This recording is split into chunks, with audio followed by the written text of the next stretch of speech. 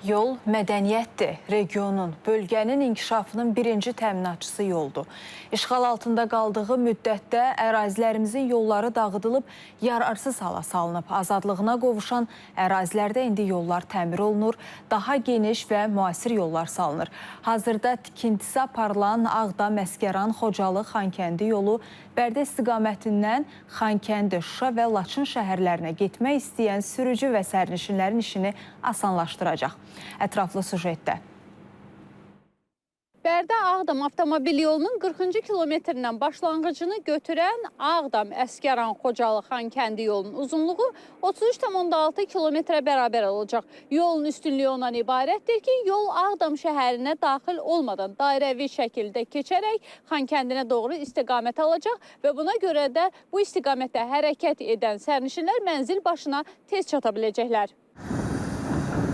Hazırda yolun Ağdam, Əsgəran, Xocalı və Xankəndi istiqamətində müxtəlif hissələrində paralel olaraq işlər aparılır. Yolda 5 körpünün, 2 keçidin, su ötürücü boruların tikintisi və digər infrastruktur işləri görülür.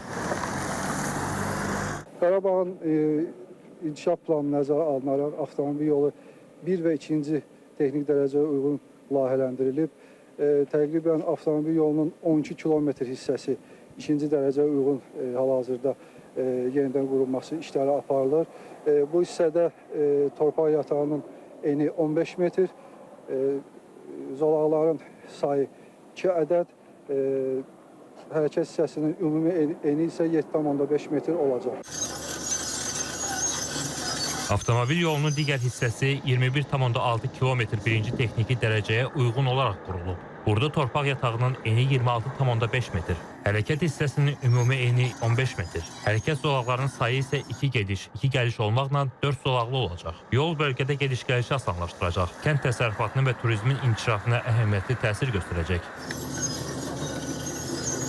Tahirə Teymur qızı, Ramin Mehdi, Rüstəm Mikayılzadə, İTV Xəbər, Xankəndi.